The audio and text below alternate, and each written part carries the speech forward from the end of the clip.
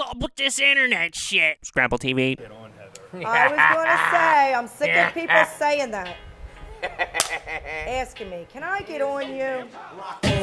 Acknowledge my song, bring my posse along to the party, could change the zone.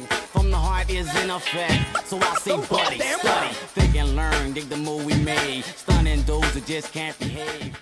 On PhiladelphiaSpeaks.com, people host information about different neighborhoods. Kensington was one of them, and although most of the posts were positive, there was one guy that responded to someone using the term Kenzo. Randy from Alabama said, people from Kensington are Kensingtonians. It's true.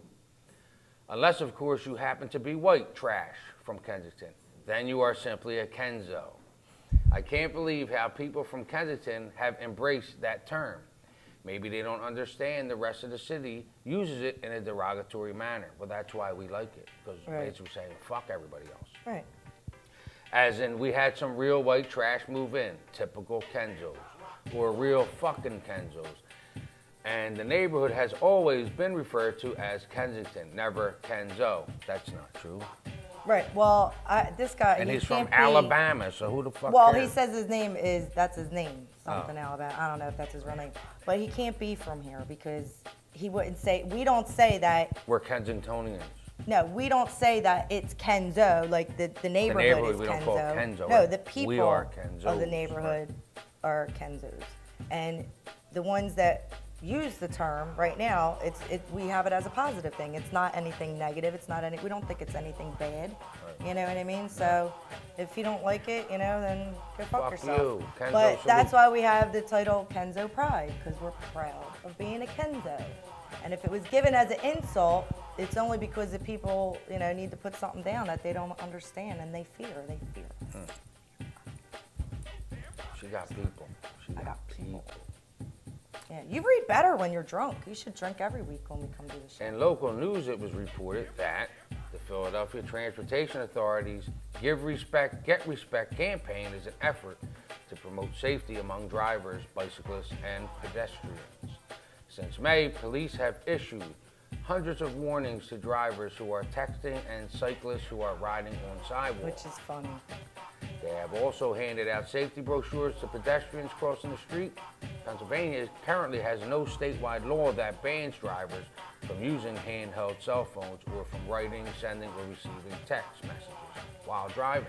But PA does have a partial ban. State legislation is pending right now. I know motherfuckers that got tickets for being on their cell phone in the car. Because in Philly, that's what I said, some states allow their government to pass the law. So in December of '09, Nutter signed into the law. So you know people that got tickets for? Yeah. Okay. Yeah. Well, I just only said that to verify that last week you said it's not even a law. In PA. In Philadelphia. I didn't say Philadelphia. All right. It's not a law in PA. It's a law. I don't live in Philly. Wow, you just admitted on. Oh my God. I know. I moved out. But I Miss Kensington doesn't live in Philly. I don't. Yeah, you were cool. Well, we've talked a lot about how the city cut the budget for the land care program in the past, but the Kensington South Neighborhood Advisory Council is continuing efforts to clean up empty lots. KSNAC services the southern portion of Kensington, which is basically Fishtown. Well, now it's Northern Liberties. Yeah. By organizing the community and acting as a liaison between community residents and municipal services. Neighborhood residents kept complaining about blight, so the KSNAC created a list of all of the cleanup organizations in the city. Then they inventoried all of the vacant land and determined which lots need care. So I would think all of them did.